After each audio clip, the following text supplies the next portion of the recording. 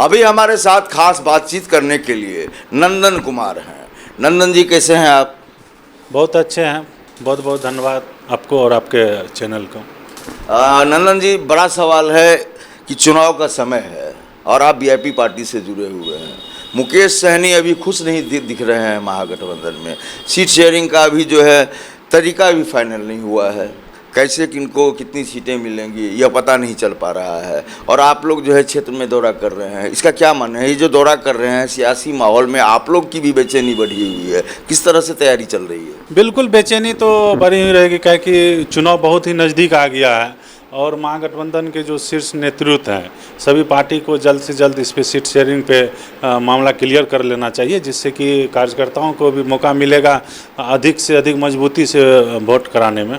अभी तो हमें लग रहा है कि कार्यकर्ता भी कंफ्यूज्ड हैं कि गठबंधन के अंदर जो है कहीं कोई घटक दल निकल के दूसरे में न चला जाए। यही संशय जो है एनडीए में भी बना हुआ है और यही संशय बना हुआ है महागठबंधन में। हालांकि एनडीए से हमें कोई जाता हुआ नहीं दिख रहा है, लेकिन आने वाले का लग रहा है कि कयास लगा रहे हैं हम लोग कि कुछ ऐसे नेता हैं जो पलटी मार सकते हैं। अभी तक तो हमारे नेता मजबूती से महागठबंधन के साथ, ऐसा कोई बात नहीं है।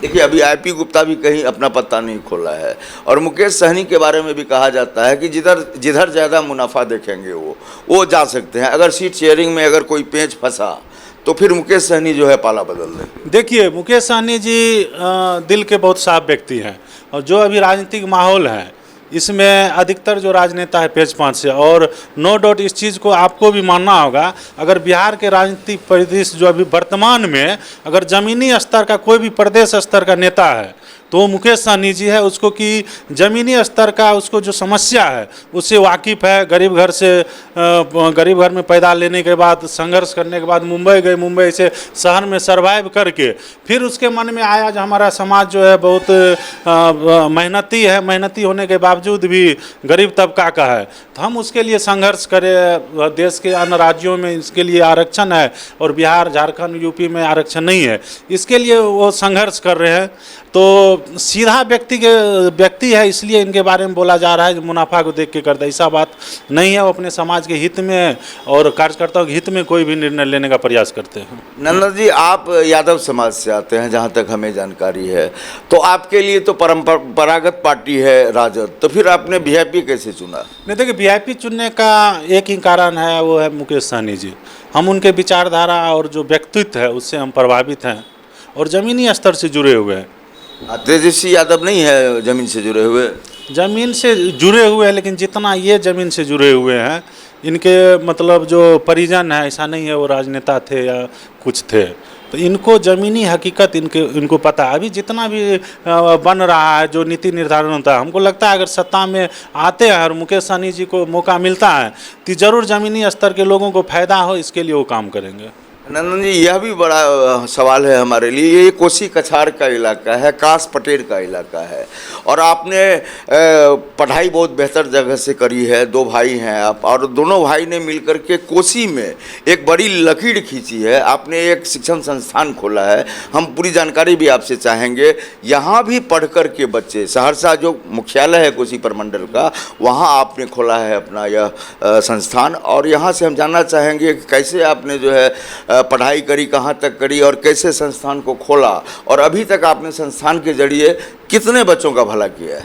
देखिए, इस संस्थान को खोलने का मकसद यही था जो हम लोगों ने बचपन में पढ़ाई के दौरान कष्ट झेला, चाहे पटना हो या कोटा, उसी समय ये मन में आया था अगर हम कभी सक्षम होंगे तो इस तरह का संस्थान खोलेंगे। लेकिन संस्थान खोलने वक्त ये पता नहीं था जो इसको खोलने में हमको बहुत बड़ा संघर्ष और कुर्बानी देना पड़ेगा।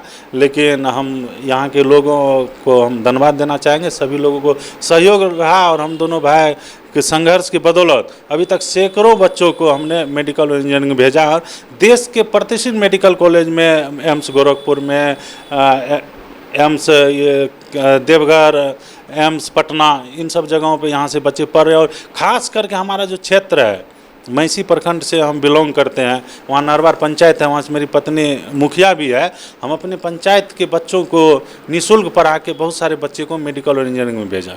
नंदन जी, बहुत बधाई हो। आपने बताया कि सैकड़ों बच्चों को आपने जो है बड़ा भविष्य दिया है, बड़ी जगह दी है मेडिकल के क्षेत्र में।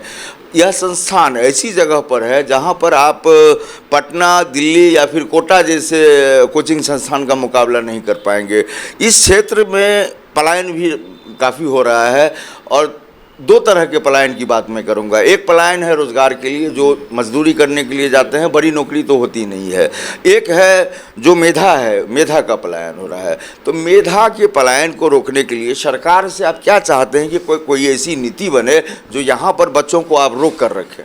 देखिए, सरकार से मतलब हम यही चाहेंगे, जो मतलब केंद्र सरकार का भी बीच में आप स्लोगन सुने होंगे, लोकल फॉर वोकल, लेकिन इस तरह का कोई प्रयास नहीं हो रहा है। हम शैक्षणिक जगत से जुड़े हुए हैं। इस छोटे शहर में इतना संघर्ष करके अभी हम जहाँ संस्थान खोले हैं, अगल बगल बच्चे 4-5 जिला से आते हैं। यहाँ का रूम रेंट बढ़ गया है, तो यहाँ का जो रूम भाड़ा लगाने वाले हैं उसको भी फायदा है। यहाँ आसपास के दुकानदार का बिक्री बढ़ गया है।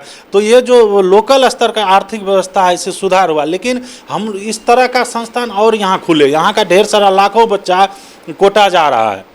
यहाँ के बच्चे कोटा में भी, यहाँ के बिहार के अधिकतर शिक्षक ही कोटा में पढ़ा रहे हैं। वहाँ अधिकतर जो सिस्टम होता है, चाहे मैच चलाने वाला है, जो आप जाके पता कर लीजिए, अधिकतर लोग बिहार के होते हैं, और पैसा देने वाला भी बिहार का ही बच्चा वहाँ के जाके दे रहा है। हम लोग संस्थान खोले, संघर्ष कर रहे हैं। हम लोग परसेंटेज में, जो बड़े बड़े संस्थान है उससे परसेंटेज में ज़्यादा रिजल्ट दे रहे हैं मेडिकल में, लेकिन बच्चा हम लोग संघर्ष करना पड़ रहा है, टैक्स देना पड़ रहा है। जीएसटी 18% लगा हुआ है, जबकि सरकार को ऐसी कोई व्यवस्था करना चाहिए जो लोकल क्षेत्र में, जो रूरल एरिया में, छोटे शहरों में इस तरह की संस्थान खोल रहे हैं उसको प्रोत्साहन करना चाहिए, जिससे कि जो व्यक्ति कोटा जाके या अदर बड़े बड़े मेट्रो शहर में जाके पढ़ा रहे हैं, वो यहाँ छोटा छोटा जगह पे संस्थान खोलेंगे तो लोकल स्तर के गरीब बच्चा भी सपना देख पाएगा जो हम मतलब डॉक्टर इंजीनियर बन सके। नंदन जी, आपने बहुत बड़ी बात कही है कि यहाँ मुनाफा ज़्यादा नहीं संभावना है, लेकिन अगर यहाँ 8, 10, 20 अगर संस्थान खुलेंगे तो चैलेंजेस जितना बढ़ जाता है, हम समझते हैं कि संस्थान उतना ज़्यादा तगड़ा और मजबूत होता है। बिल्कुल, अभी भी जीएसटी संशोधन हुआ, लेकिन शिक्षा पे बात नहीं हुआ। ठीक है, आप कोचिंग संस्थान को मान रहे हैं, लेकिन पूरा देश में अगर रिजल्ट दे रहा है, आप परसेंटेज निकालिए। अगर प्राइवेट संस्थान नहीं होगा तो आपके कितने मेधावी बच्चे निकल पाएंगे? लेकिन लोकल क्षेत्र में इस चीज़ को बढ़ावा देने के लिए आपने क्या किया? नहीं होता। 18% जगह आप कर देते, जिसका ट्रांजैक्शन छोटा शहर में 1 करोड़ 2 करोड़ है, 3 करोड़ है, उसको थोड़ा जीएसटी कम स्लैब में रखते। कितना कम? जितना कम से कम 5% में रखेंगे तो और ढेर सारा ऐसा संस्थान है जो टैक्स देंगे, सरकार को भी राजस्व का प्राप्ति होगा। अभी आप कार पे जीएसटी घटा दिए, कार खरीदने वाले को संख्या बढ़ गया, लेकिन आप शिक्षा के बारे में तो नहीं सोचें। ये तो बड़ा सवाल कर रहे हैं, और हम चाहेंगे कि प्रधानमंत्री का भी कार्यक्रम है बिहार में, और वे जीएसटी पर ज़रूर कोई फैसला लें। चूँकि तोहफों की बरसात हो रही है, मुख्यमंत्री अलग तोहफा दे रहे हैं। हमें लग रहा है कि अगर इस बार प्रधानमंत्री आ रहे हैं तो जीएसटी को लेकर के बड़ा फैसला ज़रूर करेंगे। नंदन जी, आपके संस्थान का नाम है प्रगति क्लासेस, नाम भी आपने बढ़िया ढूंढा है, और बड़ा संघर्ष आपने बताया छात्र जीवन से लेकर के अभी तक। हम यह जानना चाहते हैं, पार्टी आपकी वीआईपी है, सरकार किसी की भी बने, आपने अभी केंद्र सरकार की बात की, सरकार किसी की भी बने, शिक्षा पर कितना फोकस देना चाहिए किसी भी सरकार को, चाहे वो केंद्र की हो या राज्य की हो? देखिए, हम मतलब सबसे बड़ा बात है शिक्षा पे फोकस करना चाहिए, जो गरीब बच्चे भी मतलब अच्छे से अच्छे क्वालिटी बेस्ड शिक्षा ग्रहण कर सके। तो इस पे तो निश्चित तौर पे विचार करना चाहिए। जो जीएसटी अभी ये नया जो फिर से लागू किया गया है, इसमें इस सब चीज़ों पे विचार नहीं किया गया। हमारे प्रधानमंत्री जी का स्लोगन था लोकल फॉर वोकल, लेकिन लोकल जगह पे हम शैक्षणिक संस्थान कैसे बढ़ गए? यहाँ सहरसा में ही आप लीजिए, कम से कम ये 10 साल में 50 संस्थान खुली और बंद हो गई। इसलिए बंद हो गई, उसको व्यवस्था नहीं मिल पाया। सरकार की तरफ से प्रोत्साहन का कुछ व्यवस्था किया जाना चाहिए। इस तरह से छोटे शहर में अगर कोई हिम्मत कर रहे हैं तो उसको प्रोत्साहित करना चाहिए। हम लोग तो दोनों भाई का जुनून था, इसलिए संस्थान चल रहा है, नहीं तो हम लोग भी 5 साल पहले संस्थान को बंद कर देते। आखिरी सवाल है हमारा नंदन जी कि आप एक संस्थान चला रहे हैं और बहुत खुशी हुई है मुझे कि आप 2 भाई मिलकर चला रहे हैं और आपने अपने संस्थान को एक दिन के लिए भी बंद नहीं होने दिया। और हम भगवान से भी प्रार्थना करते हैं कि आपका संस्थान बहुत आगे जाए। लेकिन इतना बढ़िया संस्थान चला रहे हैं, बच्चों का करियर बना रहे हैं, ये राजनीति का चस्का क्यों लग गया? देखिए, राजनीति में अभी क्या है, आप इस चीज़ को बोलिए, जब तक राजनीति में पढ़े लिखे लोग नहीं आएंगे, नीति निर्धारण करने में पढ़े लिखे लोग नहीं जाएंगे और ज़मीन से जुड़े हुए लोग नहीं जाएंगे, तब तक व्यवस्था परिवर्तन नहीं होगा। अभी हम 2 चीज़ का मुद्दा, एक केंद्र सरकार और बिहार सरकार से बहुत बड़ी मुद्दा हम आपके चैनल के माध्यम से रखना चाहते हैं। पहला तो मतलब केंद्र सरकार जो है जीएसटी के बारे में विचार करें और छोटे शहरों में अगर कोई संस्थान खोलना चाहते हैं तो उसको प्रोत्साहन करने का विचार बिहार सरकार या केंद्र सरकार जिसके भी लेवल से वो करना चाहिए। दूसरा डिमांड करेंगे, अभी बिहार का युवा वर्ग भटक रहा है, सूखे नशे का चलन बढ़ गया है, इसकी समीक्षा होना चाहिए। जो क्यों हमारे शहर गली मोहल्ले में आपको भटकते हुए 10 साल 12 साल 15 साल के बच्चे आपको सूखा नशा करते हुए नज़र आ जाएंगे।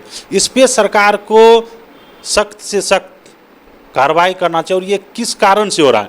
नंदन जी रुकूंगा मैं, आप नीतीश कुमार की शराबबंदी नीति पर जो है सवाल उठा रहे हैं, शराबबंदी कानून पर, क्योंकि शराबबंदी कहीं है नहीं, अब दिखती नहीं है शराब लेकिन बिकती है शराब। देखिए, शराबबंदी जिस सोच के कारण नीतीश कुमार जी ने लागू किया, उनके सोच को हम बहुत धन्यवाद देना चाहते हैं, काबिल तारीफ थे, लेकिन उसका इम्प्लीमेंटेशन नहीं हो पाया। शराबबंदी कानून का जो होना चाहिए वो नहीं हो पाया। गरीब लोग, अभी अधिकतर गरीब लोग आपको जेल में मिलेंगे। आप अपने चैनल के माध्यम से सर्वे करा लीजिए, कितने बड़े लोग जेल गए हैं। एक भी नहीं हमारी नज़र में, कोई बिल्कुल गरीब लोग जेल में भरा पड़ा हुआ है। कोई लोग मान लीजिए आ रहे हैं, झारखंड से आ रहे हैं, दिल्ली से आ रहे हैं, यूपी से आ रहे हैं, उसका ड्राइवर अगर चुरा के 1-2 भी रख लिया तो उसको जेल जाना पड़ रहा है, पूरे परिवार के साथ जेल जाना पड़ रहा है। कितने लोग इससे ग्रसित है, पीड़ित है। इस पे सरकार को इस चीज़ को ऐसा कानून लाना चाहिए, शराबबंदी कानून में, जो बेकसूर जेल नहीं जाए। जो शराब माफिया, जो शराब बेचने वाला काम कर रहा है, वो जेल जाए। कितने बड़े बड़े माफिया जेल में, हम आपके चैनल के माध्यम से सरकार से पूछना चाहते हैं। नीचे से ऊपर तक जो है सेटिंग है। हम कहते कितने बड़े लोग जेल में हैं, हमको 50 लोग गिनती करा दीजिए जो बड़ा माफिया, जो शराब माफिया है जेल में है। 5 नहीं मिले। लेकिन आप जाइए, सर्वे कराइए, कितना मध्यम वर्गीय परिवार कार से आते हुए जेल जाके कितना उसको जुर्माना भरा पड़ा, क्या उसका ड्राइवर का गलती, उसके पूरे कार वाले को, पूरे परिवार को भुगतना पड़ रहा है। वहाँ भी पैसे का सेटिंग हो गया, ठीक है, नहीं तो उसको जेल जाना पड़ा, जुर्माना भरना पड़ा। गरीब लोग अभी तुरंत सरकार को यह मतलब जांच करके जो मतलब इस तरह के शराब के धंधा में संलिप्त है उसी ठोक जेल में रखना चाहिए। जो संलिप्त नहीं है सभी पैसे केस वापस लेके सबको रिहा करना चाहिए। आपने पूरी बातचीत को जो है सुनी, यह बातचीत बेहद खास है। इसलिए खास है कि एक युवा जो कोचिंग संस्थान चला रहे हैं और जिनकी मंशा है कि कोसी कछार के इलाके के जितने प्रतिभावान बच्चे हैं, चाहे लड़की हो या लड़का, उनका करियर इसी संस्थान से बने और इसके अलावा कई और संस्थान यहाँ खुले। सरकार से इन्होंने मांग भी कर दी है, केंद्र सरकार से भी, कि जीएसटी कम हो जिससे संस्थान को जिंदा रखा जा सके। तो इस खास बातचीत में इतना ही, लेकिन आप कहीं जाइएगा नहीं, आप लगातार बने रहिए सिटी पोस्ट लाइव के साथ। शुक्रिया।